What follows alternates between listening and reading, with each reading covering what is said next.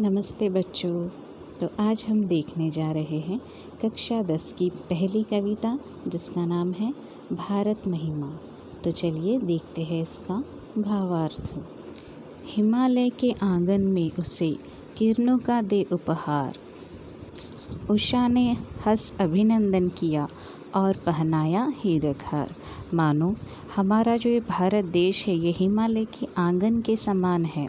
जब सुबह की पहली किरणें इसे उपहार देती है उस समय मानो ऐसा लगता है कि सुबह की पहली किरणें यानी कि उषा इसे हंसकर अभिनंदन कर रही हो।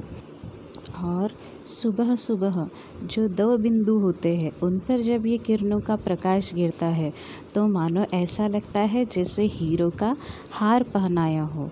उषा ने हमारे भारत देश को हीरो का हार पहनाया हो। देखते हैं दूसरी लाइन। जगे हम लगे जगाने विश्व, लोक में फैला फिर आलोक, व्योमतम पुंज हुआ तब नष्ट, अखिल संस्कृति हो उठी अशोक। मानो हमारा ये जो भारत देश है सबसे पहले ज्ञान का प्रसार, ज्ञान का आविष्कार हमारे ही देश में हुआ। जब हमारा देश जागृत हो गया, जब हमारा देश उदित हो गया इस ज्ञान से, उसके बाद हमने यही ज्ञान पूरे विश्व में फैलाया, जिससे हमने पूरे विश्व में उजियाला फैलाया। लोग में फैला फिर आलोक माने उजियाला, ज्ञान का उजियाला, सारी दुनिया को हमने ये ज्ञान दिया। व्योमतम पुंज हुआ तब नष्ट, अखिल संस्कृति हो उठी अशोक। और इसी ज्ञान के कारण जो धरती है, जो दुनिया में का जो अंधकार है वो अंधकार, वो आसमान, व्योम माने आसमान, तम माने अंधेरा, यानी वो आसमान हो या धरती हो, सारी की सारी उस ज्ञान के उजियाले में पूरी की पूरी प्रकाशमान हो गई।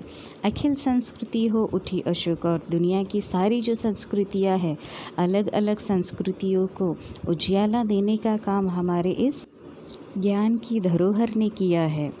विमल वाणी ने वीणा ली, कमल कोमल कर में सप्रीत, सप्त स्वर सप्त सिंधु में उठे, छिड़ा तब मधुर साम संगीत। विमल वाणी माने अपने करों को विमल में धारण करने वाली माँ सरस्वती।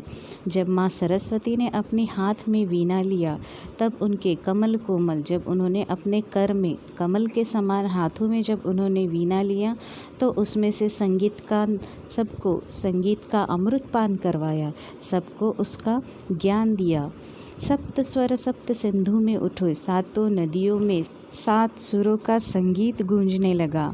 और इसी के कारण छिड़ा तब मधुर साम संगीत। और इसी के कारण हमारे इस महान देश में सामवेद, जो कि 4 वेदों में से एक है, सामवेद, जिसमें संगीत का आविष्कार बताया गया है, उसका जन्म भी हमारे इस महान देश में हुआ।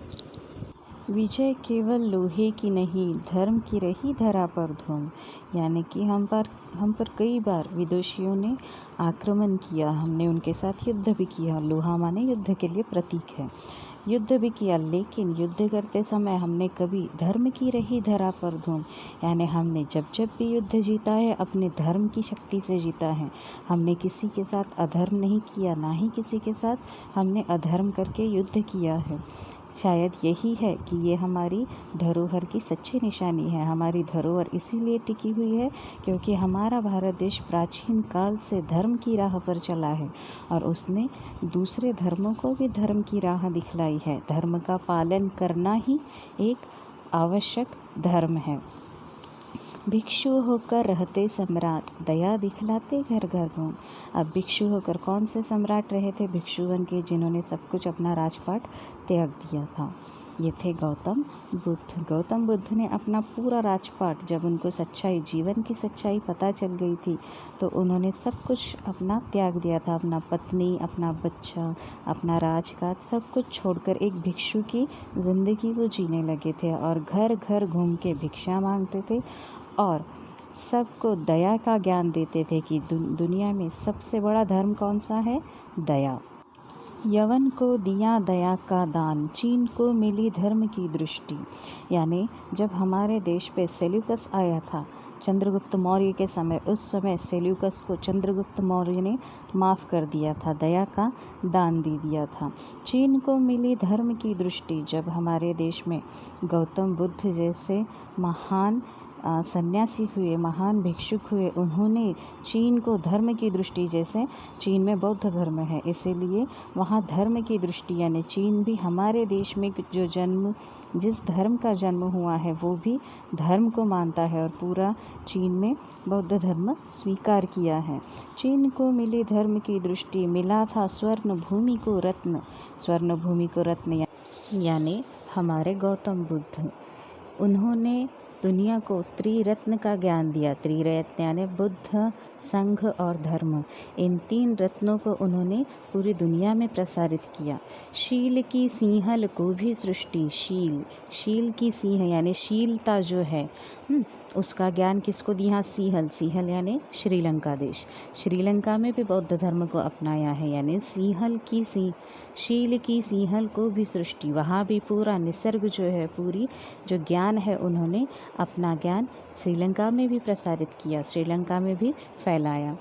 किसी का हमने छीना नहीं, प्रकृति का रहा पालना यही। यानी हमने जैसे दूसरे देशों ने हम पर आके आक्रमण किया है, हम पर राज किया है, ऐसा हम किसी भी देश के ऊपर गए नहीं है। हमने किसी देश के ऊपर कभी आक्रमण नहीं किया, कभी राज करने के बारे में सोचा भी नहीं, क्योंकि ये हमारी प्रकृति ही नहीं है। हमारे देश की सीख है कि खुद भी जियो और दूसरों को भी शांति से जीने दो। प्रकृति का रहा पालना यही। और हमारे देश को निसर्ग ने भी एक, जैसे छोटे बच्चे को पालने में झुलाते हैं, उसी तरह प्रकृति ने हमारे देश को झुलाया है। हमारी जन्मभूमि थी यही, कहीं से हम आए थे नहीं। यानी ऐसा कहा जाता है कि आर्य जो है वो यहाँ के नहीं है, वो कहीं दूसरे देश से आए हैं, लेकिन ऐसा नहीं है। कवि कहता है कि हमारी जन्मभूमि ही यही है। किसी कारणवश हम कुछ समय के लिए बाहर गए थे, लेकिन हमारी जन्मभूमि यही है। हम कहीं और से नहीं आए, हमारा बसेरा ही सदियों से यही है। चरित थे पूत, भुजा में शक्ति, नम्रता रही सदा संपन्न। यानी हमारे जो भारत माता के सपूत थे, जो भारत माता के पुत्र थे, वो चरित्रवान थे, भुजा में शक्ति यानी कि सामर्थ्यवान थे, लेकिन इतने बलशाली होने पर भी नम्रता उनके स्वभाव में झलकती थी। जैसे कि शिवाजी महाराज हुए, महाराणा प्रताप हुए, भगत सिंह, आज़ाद, ऐसे अनगिनत नाम हमारे चरित्रवान पुत्रों के हैं। हमारे भारत देश में सदियों से ये देखा गया है कि देश के प्रति गौरव हर भारतीय के मन में है। देश के प्रति गौरव के लिए अपार प्रेम है, अपार स्नेह है। किसी को देख न सके विपन्न यानी गरीब या दीन। यानी हम किसी भी, हमारे भारतवासियों का स्वभाव ऐसा है कि हम किसी को भी दीन, असहाय, दुखी बिल्कुल भी नहीं देख सकते। हमारा देश, हमारी संस्कृति ये हमें सिखाती है कि मानव सेवा ही हमारा आद्य कर्तव्य होना चाहिए। ईश्वर सेवा बाद में, पहले हमें मानव की सेवा करनी चाहिए। हमारे संचय में था दान, अतिथि थे सदा हमारे देव। यानी हमारा जो संचय था, हमारे यहाँ कई महान राजा महाराजा होकर गए और हमारा देश ये सोने की चिड़िया कहलाता था। इतना सोना, चांदी, हीरे, मोती, माणिक हमारे पास था कि सोने की चिड़िया हमारा देश कहलाता था बहुत पुराने ज़माने में। अतिथि थे सदा हमारे देव। यानी हमारी जो संस्कृति है, जो हमारे यहाँ आता था, हम हमेशा उसे अतिथि के समान, यानी अतिथि को हम भगवान के समान उसका आदर सत्कार करते थे, उसको पूछते थे, उसको पूजते थे। वचन में सत्य, जो वचन दे दिया वो सत्य का वचन होता था, एक बार जो कह दिया और सत्यवादी थे।